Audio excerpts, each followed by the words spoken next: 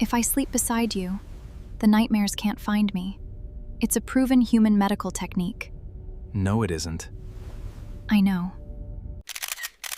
Hey viewer! Support us on our Patreon to get your own custom stories and animations. And listen to us free on Spotify. Both links are below. Halcyon Reach turned slowly against the black. A wheel of scavenged metal and patched hull plating strung along the edge of charted space like a lantern someone had forgotten to put out. It was not a beautiful station. It groaned when the temperature dropped in the night cycle, its air recyclers wheezed on the third rotation of every shift, and half its corridors had been welded together from 3 different classes of decommissioned freighter. But it was honest work, honest danger, and it belonged to no empire's polished court, which was precisely why Thessa Ruun had chosen it. She stood now at the junction between Research Ring C and the smuggler's alley of unregistered docking bays, orange and white fur immaculate beneath her charcoal uniform, ears at perfect attention, tail held in the low, controlled curve that Vulpine security doctrine called ready stance. Her eyes, pale gold, unblinking, tracked every soul that passed through the checkpoint with the patience of something that had never once needed to raise its voice to be obeyed. Ruun! The dock foreman, a broad-shouldered woman named Callus, didn't slow her pace as she passed. Bay 9's got a new arrival. Independent freighter manifest says agricultural parts. Smells like a lie.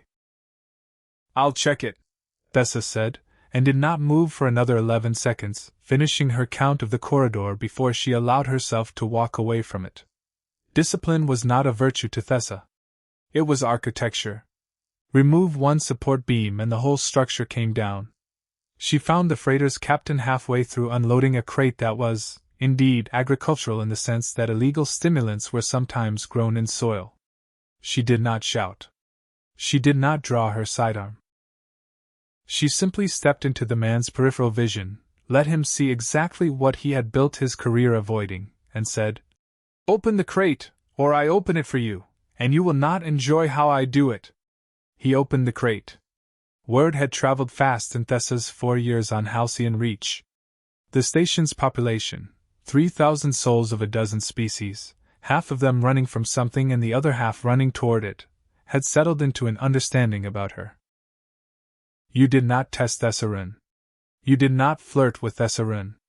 You did not, under any circumstances, ask Thessa Ruun to smile, because the one time a drunk traitor had tried it, she had informed him with total sincerity that she was calculating how many ways she could remove him from the station without technically killing him, and had he narrowed it down for her yet. She had exactly one friend on Halcyon Reach, and even that word felt too generous, too soft, for what existed between her and Davin Marr. Davin found her in the mess hall 2 hours later, exactly where he expected to, the far corner table, back to the wall, meal untouched in front of her while she read incident reports on a cracked data slate. He set his tray down across from her without asking permission, because 4 years had taught him that asking permission only made her suspicious of his motives. "Bay 9, he said. "I heard you made a grown man cry." He did not cry. He negotiated poorly and then experienced the natural consequences of that. Thessa did not look up from her slate. "You are late for your shift in engineering. I'm on lunch. This is what lunch looks like, for those of us who eat." He nudged a roll across the table toward her untouched tray. "You've had 4 hours of sleep in the last 2 days. Don't argue with me about the math, I checked with Callus. You have no authority to check anything about my sleep schedule with the dock foreman." "No," Davin agreed cheerfully. "But I have a great deal of authority over whether I bring you actual food or let you subsist on nutrient paste and spite, and today I'm feeling generous." She looked at him then. Really looked, the gold of her eyes settling on his face with an intensity most people found unbearable within seconds. Davin had never once looked away from it. He was an unremarkable man by most measures, broad through the shoulders from a decade of disaster response fieldwork, hair going prematurely gray at the temples, hands scarred from 100 small emergencies. He was, Thessa privately thought, the only person on this station who had never once treated her like a weapon that might go off. "I am fine," she said. You're always fine. It's your favorite word. I've started keeping count. He took a bite of his own roll, unbothered by her stare, which was, she suspected, the entire reason it had never worked as a deterrent against him. 31 times this month. That's a new record. Perhaps I am simply consistent. Perhaps you're stubborn as a rusted airlock and twice as hard to open.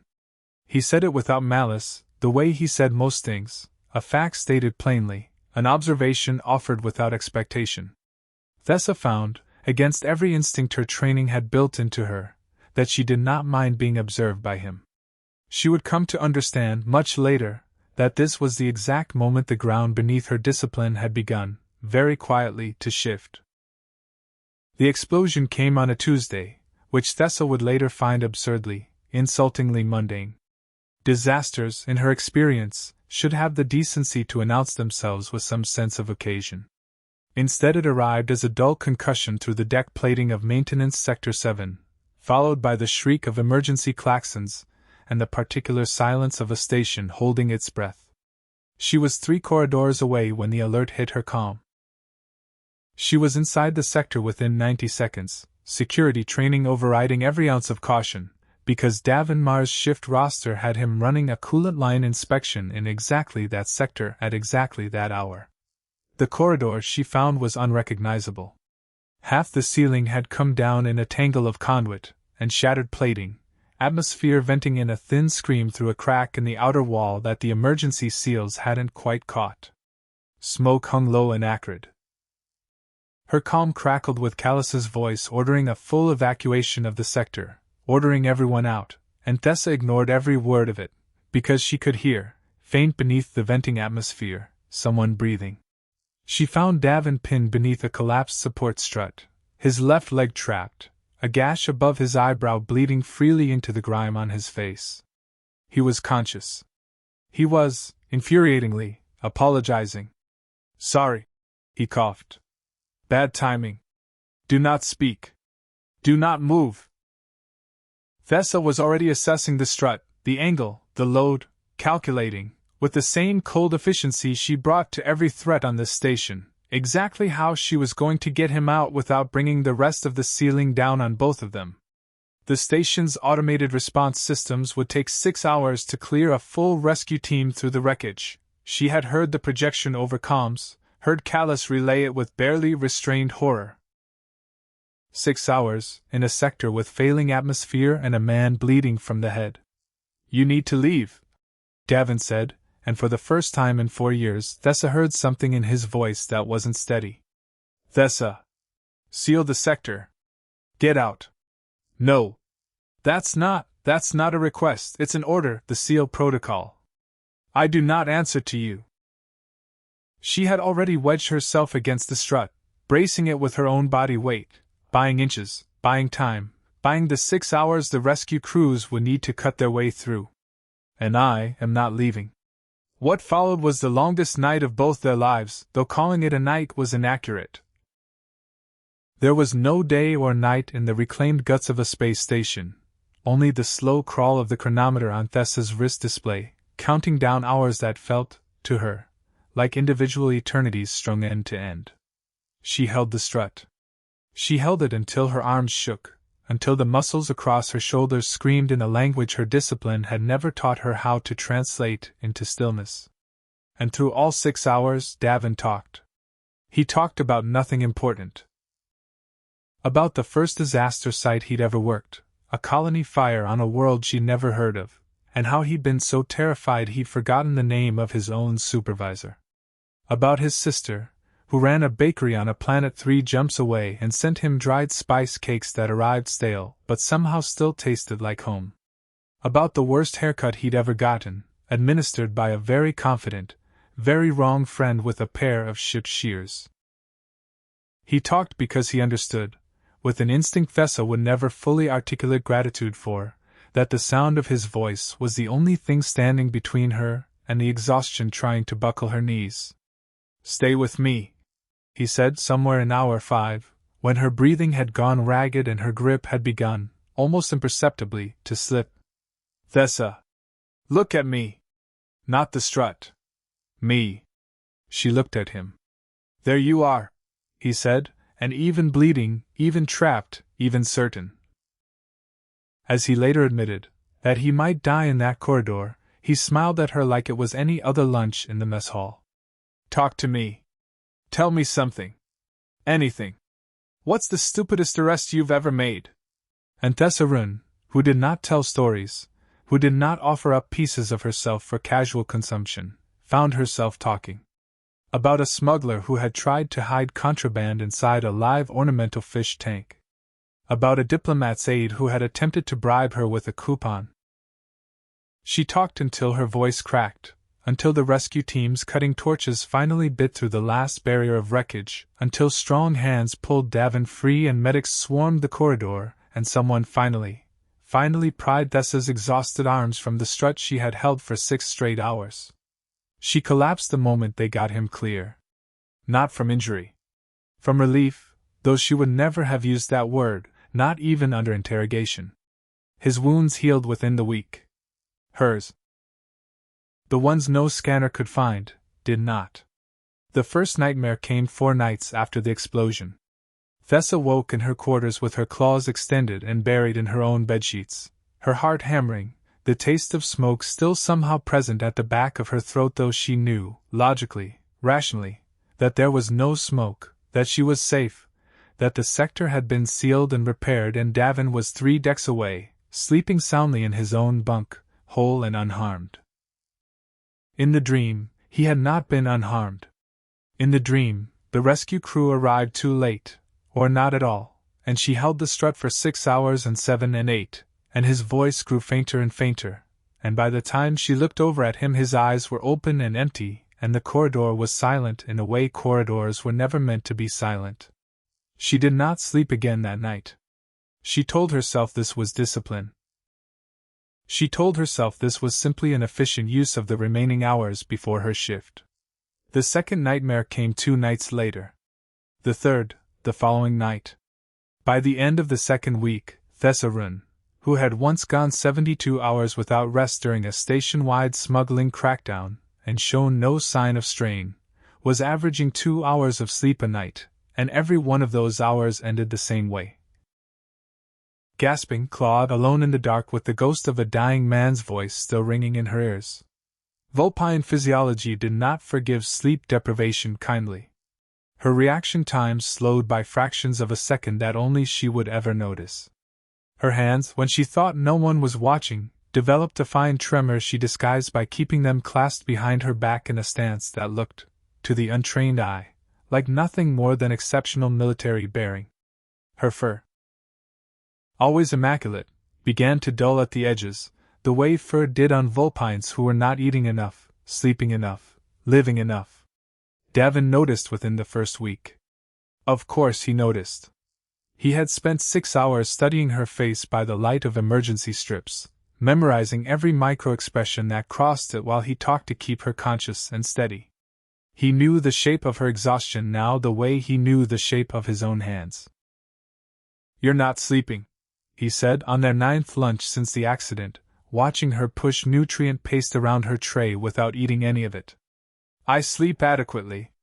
Thessa. I am fine."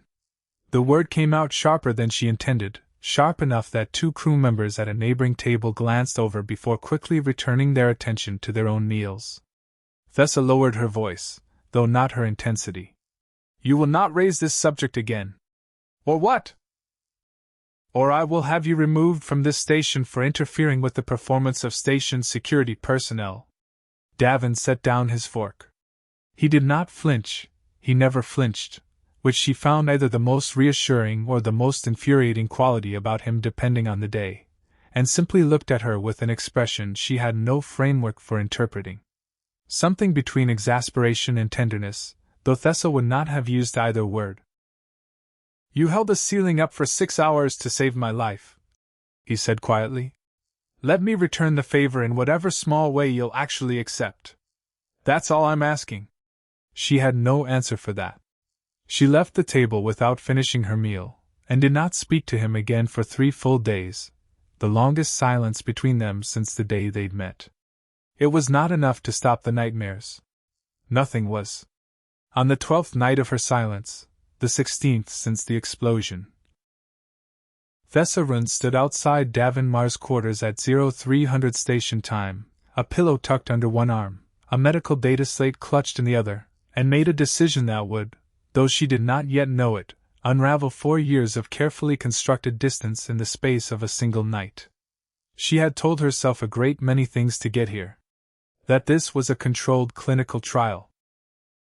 That she was a security officer investigating a threat to her own operational effectiveness, and the threat happened to be insomnia, and the solution, according to the article she had found during a desperate 0200 search through the station's public medical database, happened to require Davin's presence. She rang the door chime before she could reconsider it a 4th time. Davin opened the door in a rumpled sleep shirt, hair standing up on one side, blinking against the corridor light. His eyes went immediately, instinctively, to the data slate in her hand, then to the pillow, then to her face, cataloging the situation with the same rapid assessment he brought to every disaster site he'd ever walked into. Thessa? Is something wrong? Is it station security do you need? I have identified a proven human medical technique, Thessa said with the flat, clipped precision she used for official reports, refusing to meet his eyes, for the treatment of trauma-related sleep disturbance. The technique requires implementation. You are the only viable subject for its application. A beat of silence. Okay, Davin said slowly. Can I see the whatever that is? She thrust the data slate at him rather than hand it over gracefully. He took it, thumbed the screen awake, and read for several long seconds while Thessa stood in his doorway with her spine perfectly straight and her tail held in a rigid line that betrayed, to anyone who knew her fur language, exactly how nervous she was. The article, illustrated with a cartoon puppy curled against a cartoon child, was titled, "Comforting Your Frightened Pet, Why Sleeping Nearby Helps." Davin read the headline twice. He looked up at her. He had, in that moment, every opportunity to embarrass her, to point out, gently or otherwise, that this was a children's article about domesticated animals and not, in fact, peer-reviewed human medical literature. He watched her jaw tighten, watched the almost imperceptible flatten of her ears, watched 4 years of unbreakable discipline standing in his doorway at 3 a.m. because she did not know how else to ask for help. He stepped aside and held the door open. "Right," he said, keeping his voice as even and unremarkable as he possibly could, as though this were the most ordinary thing in the world. "Well, can't argue with proven medical technique. Come in." Relief crossed her face so quickly he almost missed it, there and gone, replaced instantly by the crisp, businesslike expression she used for briefing reports to Callus. She stepped past him into the small, tidy quarters he called home, set her pillow at the far edge of his bed with exact, deliberate precision, and turned to face him with her hands clasped behind her back. "There are conditions," she said. "Of course there are. We will remain on opposite sides of the bed at all times. There is to be no physical contact. You will not touch my ears. You will not touch my tail. This is a clinical trial, Davin Mar, not an invitation, and if you treat it as anything else I will end the trial and this conversation will not have occurred. Understood? Opposite sides. No touching. Purely scientific." He held up both hands, the picture of solemn agreement, though there was a warmth in his eyes she chose, deliberately, not to examine too closely. "Your side or mine?" "I require the side facing the door," she said. "For security purposes." "Naturally." They settled into the bed with the careful, exaggerated distance of two people determined to prove they were not doing anything unusual. Thessa lay rigid atop the blanket rather than beneath it, still fully dressed but for her boots, staring at the ceiling with the wary alertness of a sentry standing watch. Davin, for his part, said nothing further, offered no teasing remark, made no attempt to close the distance she had so carefully constructed, and simply let the silence settle, comfortable and unhurried, between them. "Good night, Thessa," he said eventually, quietly, and turned onto his side, facing away from her, giving her exactly as much space and exactly as little pressure as she needed. She did not answer. She lay awake for a long while, listening to the soft, even rhythm of his breathing, feeling the warmth of another body beside her for the first time since she could not, in fact, remember the last time. Vulpine children slept in communal dens until the age of choosing. Adult Vulpines, once independent, rarely shared a bed with anyone who was not a mate. The vulnerability of it, the sheer, unshielded exposure of sleeping within arm's reach of another living creature, was not something Thessa had permitted herself in over a decade.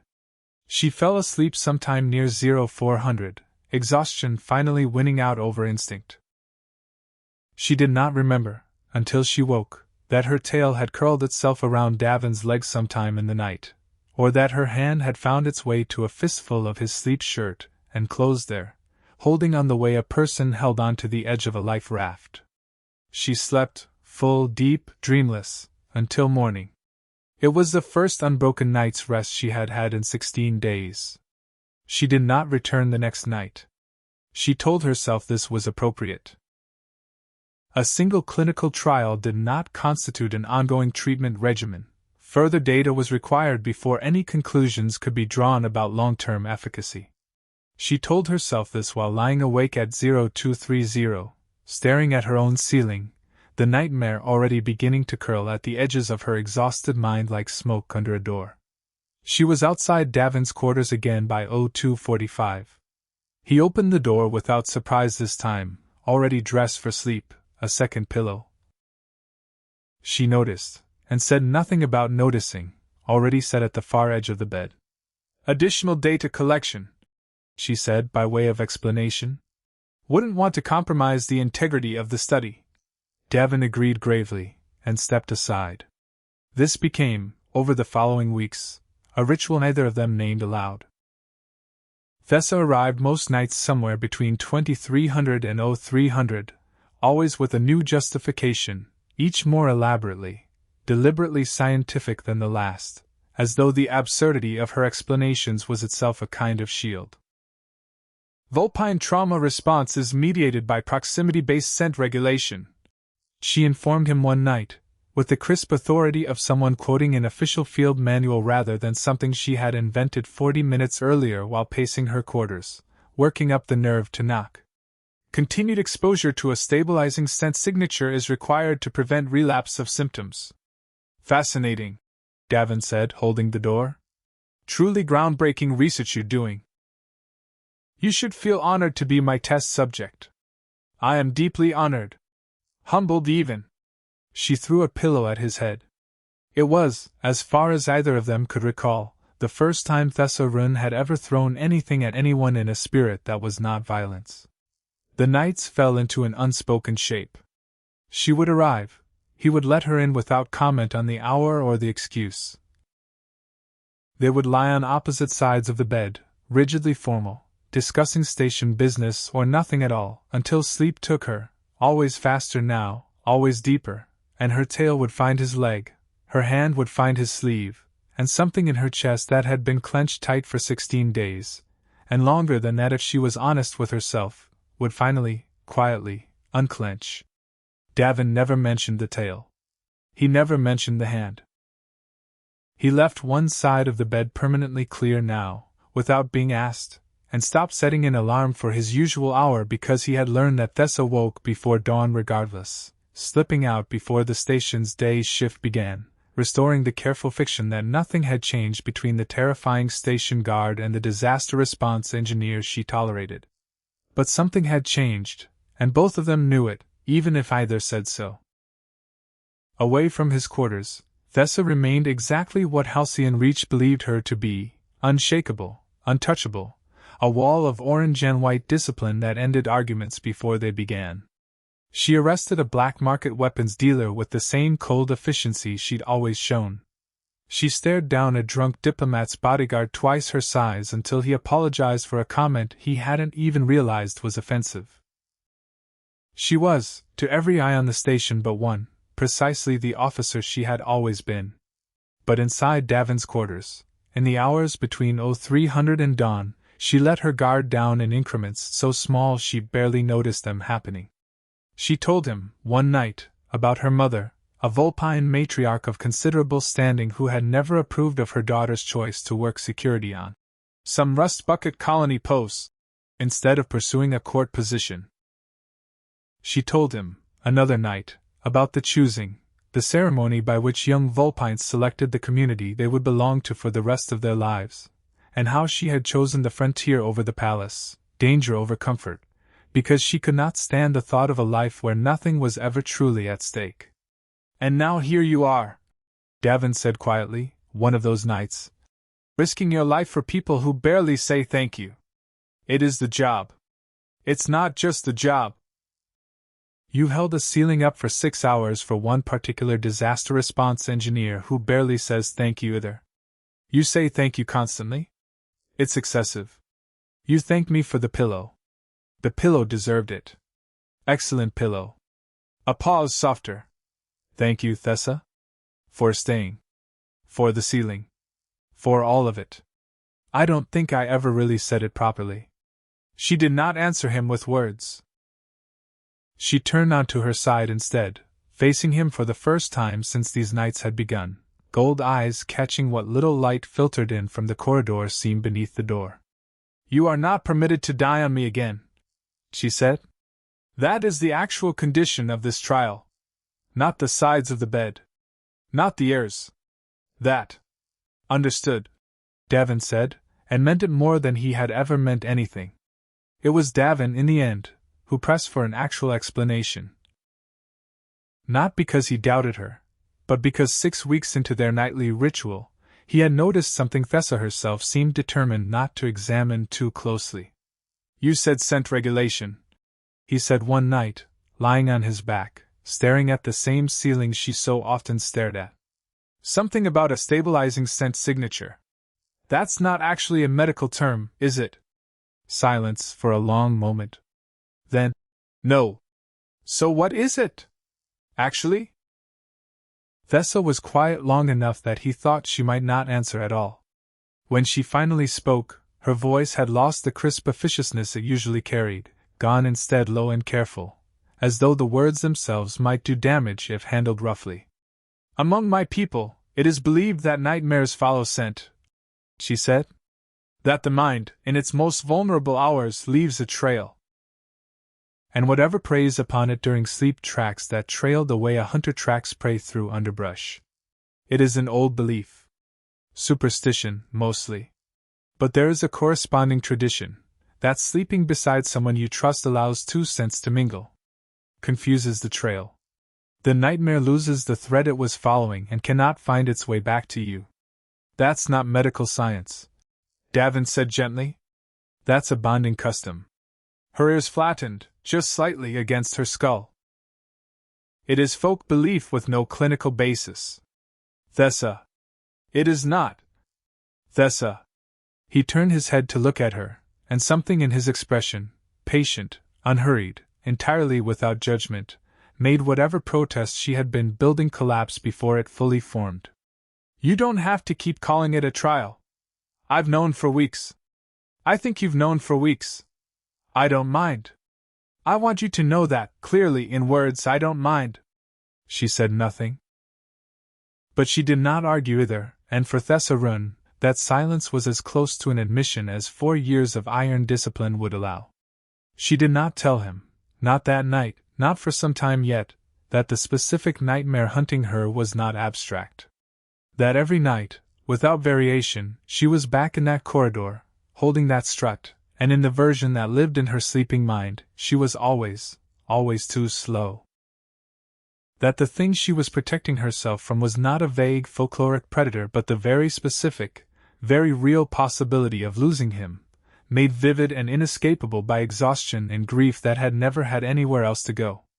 She simply reached across the narrow gap between them, further than she had ever reached before, and let her fingers rest, briefly, against the back of his hand. It was the first deliberate touch either of them had permitted since this had begun. The peace, fragile as it was, did not last. 6 weeks after the explosion, Halcyon Reach's engineering division completed its long-delayed structural review of Maintenance Sector 7, and what they found there ended, In the space of a single briefing, whatever quiet normalcy Thessa and Davin had built between themselves. It wasn't an accident, Callis said grimly, spreading the analysis across the briefing table for Thessa and Station Command to review. Coolant line failure doesn't produce that blast pattern. Somebody rigged a charge to look like an equipment fault. And it was set to go off during the exact maintenance window Mar was scheduled for. The room went very still. Thessa felt the words land somewhere beneath her sternum, cold and sharp, confirming a fear she had never let herself voice aloud even in the depths of her own nightmares. "You're saying someone targeted him," she said. Her voice, to her own ears, sounded remarkably level for a woman whose entire chest had just filled with ice. "We're saying someone targeted someone, and Mar was in that window." Callis exchanged a glance with the station commander. "Could be his work. Could be somebody trying to hit engineering more broadly, and he was just unlucky. Could be something in his file we haven't found yet. We don't know. But we're opening a full investigation, and until we do know, I want him under protection." "He has protection," Thessa said. "Me." No one in the room argued with her. No one on Halcyon Reach would have dared. What followed was, by Davin's own later admission, the most thoroughly guarded month of his life. Thessa did not merely accompany him to his shifts, she reorganized her own duty schedule to shadow every hour of his, arguing station's security protocol with a ferocity that left even Callis backing down. She walked the perimeter of every room he entered before permitting him inside it.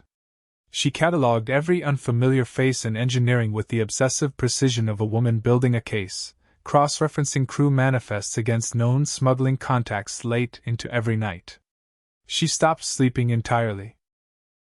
"You're doing it again," Davin said, watching her pace his quarters at 0400 rather than lying beside him, gold eyes sharp with an alertness that had nothing to do with rest and everything to do with fear. "Thessa, you have to sleep. You can't protect me running on nothing. I cannot sleep." Her voice was tight, controlled in the particular way that meant she was one loose thread from unraveling entirely. "Every time I close my eyes, the dream has changed. It is no longer the corridor. It is now. It is someone reaching for you while I am somewhere else, doing something else, too slow, always too slow. Thessa, I cannot lose you," she said, and the words came out raw, stripped of every layer of clinical distance she had ever used to protect herself, for years of discipline cracking wide open in the dim light of his quarters. "Do you understand what you are to me? I held a ceiling for 6 hours. I have slept beside you for weeks pretending it was medicine. I do not know how to say the rest of it, Davin Mar, but I will not survive losing you, and I refuse, to let my exhaustion be the reason I failed to stop it." Davin crossed the room and, for the first time, closed the distance she had so carefully maintained between them since the very first night. He did not touch her ears. He did not touch her tail. He simply took her face in both hands, gently, the way one might hold something precious and easily broken, and made her look at him. "You already stopped it once," he said quietly. 6 hours, remember? You are the strongest person I have ever met, and I trust you with my life more than I've ever trusted anyone. But you cannot protect me from a version of yourself that's run herself into the ground. Let me help carry this. Please." She did not answer in words. She simply let her forehead rest against his, breathing him in. The scent that had, without her ever quite admitting it, become the only thing capable of confusing the nightmare's trail, and for a long moment, either of them moved. It would not last. 3 nights later, the saboteur made their move. The alert came during Thessa's one unguarded hour. A station-wide briefing she could not skip without raising suspicion, called by Callis specifically, though either of them would learn until much later that the timing had been engineered by the same hand orchestrating everything else. By the time Thessa realized the briefing was a distraction, by the time she tore out of the meeting room with her comm screaming Davin's designation and a containment breach warning from the station's primary reactor chamber, 11 minutes had already been lost. 11 minutes, in a station reactor chamber with a saboteur inside it, was an eternity. She reached the chamber's outer airlock at a dead run, security override already keyed into her wrist display, and found the situation Callus's briefing had described in horrified, clipped sentences over calm. The reactor's containment field destabilizing on a manual override no legitimate technician would ever trigger, heat bleeding through the deck plating in visible waves, and Davin. Lured there, she would learn, by a false emergency call using her own calm signature, spoofed with a skill that spoke of inside knowledge, of someone who had studied their ritual closely enough to weaponize it, trapped on the far side of a jammed interior door, smoke already thickening around him. It was, in every particular that mattered, her nightmare made real. Thessa. His voice crackled through the calm, rough with smoke, but steady.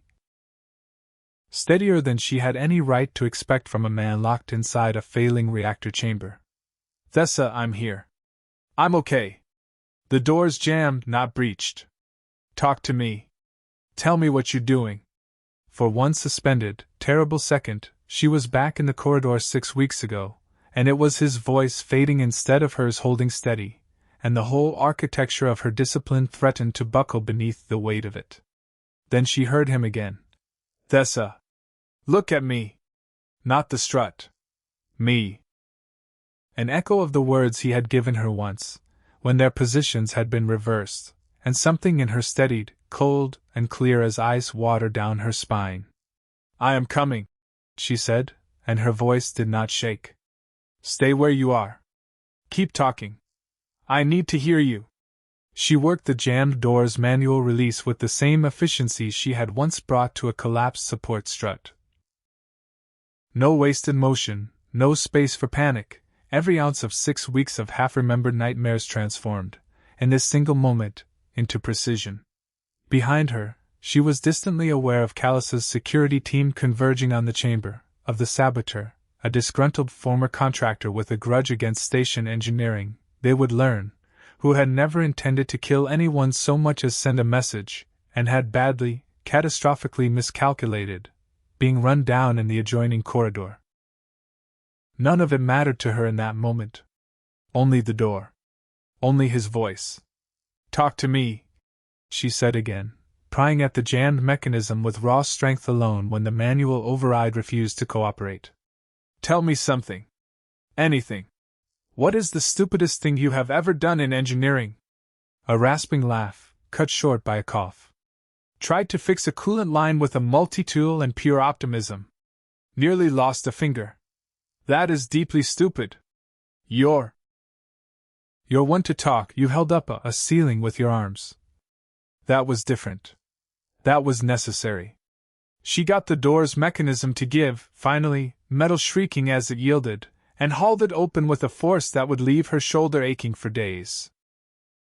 Smoke rolled out to meet her, and through it, coughing, soot-streaked, very much alive, Davin Marr looked up at her with an expression of such profound, undisguised relief that it nearly undid her 4 years of iron composure on the spot. She did not remember crossing the last few feet between them. She only remembered his arms around her, and hers around him, and the reactor's emergency systems finally engaging behind them to stabilize the field, and the sound of Callus's team pouring into the chamber to secure the site, and none of it mattering at all beside the simple fact that he was breathing, warm, whole, alive. Told you, Davin managed, muffled against her shoulder. Not permitted to die on you. I remember the conditions of the trial. Thessa laughed, an actual laugh, rare and startled out of her, half a sob buried somewhere inside it, and held on tighter. She understood, standing in the wreckage of a reactor chamber with her arms around the one person she had never allowed herself to need, exactly what her nightmares had always been. Not creatures. Not curses. Not some ancient hunter tracking her scent through the dark. Only memory. The echo of the worst 6 hours of her life, replaying endlessly because some part of her had never quite believed she'd get to keep him. Davin woke in the station infirmary 2 days later to soft light, the low hum of medical monitors, and the unmistakable warmth of someone asleep beside him, holding his hand with a grip that had not loosened once through 2 days of unconsciousness on his part. Thessa was asleep in the chair pulled flush against his bed, her head resting against the edge of the mattress, her tail curled protectively around the leg of the chair, her hand, even in sleep, even exhausted past the point most bodies could sustain, still wrapped around his with the fierce, unconscious insistence of someone who had decided, somewhere in the chaos of the past 2 days, that she would not let go again. Medical staff moved around them with the particular delicacy of people who had already, more than once, tried and failed to convince the terrifying station's security officer to leave the room for proper rest, and had given up entirely after the third such attempt ended with Thessa informing the head medic that she would be removed from the station before she would be removed from this chair. Davin watched her sleep for a long moment before he spoke, unwilling to disturb something that looked, for the first time in weeks, entirely peaceful. "Thessa," he said eventually, voice rough with disuse. "Hey. I'm awake." Her eyes opened instantly, no grogginess, no soft transition from sleep to waking, the way a person trained for danger came awake fully armed even from the deepest rest. She was on her feet, gold eyes scanning him for injury, for threat, for any sign that the danger had not truly passed, before the words fully registered. "You are awake," she repeated, and something in her voice cracked audibly on the second word. "You are awake. Groggy. Sore. Mostly just very glad to see you." He managed a smile, weak but genuine, and reached for her hand again, finding it exactly where it had been for the better part of 2 days. "You held that chair together for 2 straight days, didn't you? I heard the medics complaining. It was necessary. Was it?" A teasing edge crept into his voice despite the exhaustion still weighing on him. "Purely clinical, I assume. Proven medical technique. Continued proximity for stabilization of the patient's condition." Thessa's ears flattened, though not in irritation. In something closer to embarrassment, an expression so rare on her face that Davin found himself grinning at the sight of it despite everything. "The human treatment has been proven effective," he pressed gently, watching her expression carefully. "That's what you'd say, right? If this were still a trial?" A long silence. Then, quietly, without meeting his eyes, "It was never a treatment. I know. I fabricated the entire premise. From the beginning. There was no medical technique. There is no scientific basis for scent-based nightmare prevention. I found a children's article about frightened pets and presented it to you as clinical literature because I did not know how else to ask you to let me stay near you without either of us having to say what it actually meant." Davin's grin softened into something warmer, something that made her chest ache in a way she was still, even now, learning the shape of. "I know that too, Thessa. I've known since the first night. I let you have the fiction because you needed it, not because I believed a word of it. You could have told me you knew. And risk you never knocking on my door again? Absolutely not." He squeezed her hand. "For what it's worth, I would have opened that door for you every single night, trial or no trial, medical justification or none at all. You never needed the excuse. I just understood that you needed to believe you did, for a while." She was quiet for a long moment, processing this the way she processed everything, carefully, exhaustively, turning it over from every angle before permitting herself to accept it as true. Then, slowly, she climbed back into the chair beside his bed, careful of the monitors and the 4-line, and rested her head against his shoulder with a deliberateness that felt, after weeks of careful clinical distance, like the crossing of some final, unmarked threshold. "I knew from the beginning that the nightmares could still find me beside you," she admitted quietly. "There is no scent trick clever enough to erase 6 hours of holding a ceiling above the person you love. I knew the fear would follow me regardless of where I slept. I simply believed that if it found me anyway, if I woke gasping in the dark one more time, I wanted you to be there when I did. That was the entire treatment, Davin Mar. Not the scent. Not the folklore. Just you, being there when I woke." Davin pulled back the thin infirmary blanket, wincing slightly at the pull of stitches along his side, and made room beside him with the same unhurried patience he had shown her every night for 6 weeks. "Come here properly, then," he said. "No more opposite sides of the bed." For the first time since this had all begun, Thessa did not hesitate, did not construct a clinical justification, did not retreat behind the armor of rank or discipline or careful distance. She set aside the last of her defenses the way she had, weeks ago, first set aside her boots, deliberately, and without apology, and settled against his side with her head against his chest, listening to the steady, living rhythm of his heartbeat beneath her ear. "Among my people," she said quietly, into the comfortable dark of the infirmary, "there is a custom older than the folklore I invented for you. When a Vulpine chooses the same sleeping place twice, deliberately, without necessity forcing the choice, it is understood as courtship. A declaration made not in words but in the simple, repeated act of choosing to return." "Twice," Davin repeated softly. "Thessa, I think we're well past twice." "I have slept beside you 23 times, she said, and he could hear, even without seeing her face, the small, rare smile in her voice. "I counted. I have no intention of stopping at 24. He pressed a kiss to the top of her head, careful of her ears, exactly as he had always been careful, exactly as he always would be. "Good," he said. "Because I was going to be very put out if the most terrifying woman on this station decided 23 was where she drew the line." "I do not draw lines where you are concerned," Thessa murmured, already feeling sleep, real sleep, unguarded sleep, the kind she had once believed lost to her forever, pulling gently at the edges of her exhaustion. "I have discovered, somewhat to my own dismay, that I have stopped wanting to." 6 months later, Halcyon Reach had mostly forgotten the reactor incident, the way stations on the frontier forgot most things. Filed away as one more near miss in a long ledger of near misses, absorbed into the station's collective memory, as a story traded over drinks in the mess hall. The saboteur had been handed over to Confederation authorities. The reactor chamber had been fully repaired. Life on the Reach had resumed its usual rhythm of smugglers and shipments, and the particular chaos of 3,000 souls trying to build something like a life at the edge of known space.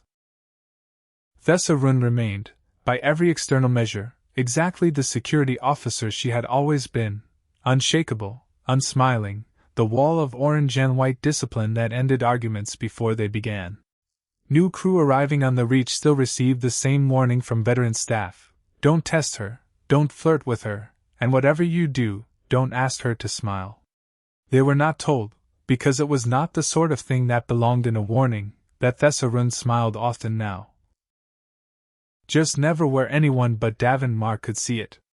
She stood beside him now at the observation deck on Ring C, watching the slow wheel of stars through reinforced viewport glass, her tail curled loosely, not in ready stance, not in any posture her training had ever taught her, but simply curled around his leg the way it had first curled, uninvited and unguarded, on that very first night 16 weeks ago.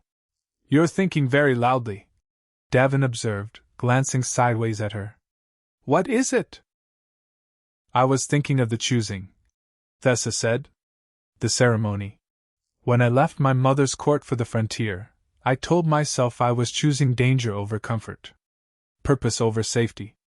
I did not understand, at the time, that a choosing is not truly complete until you have chosen not just a place, but a person to hold that place beside you."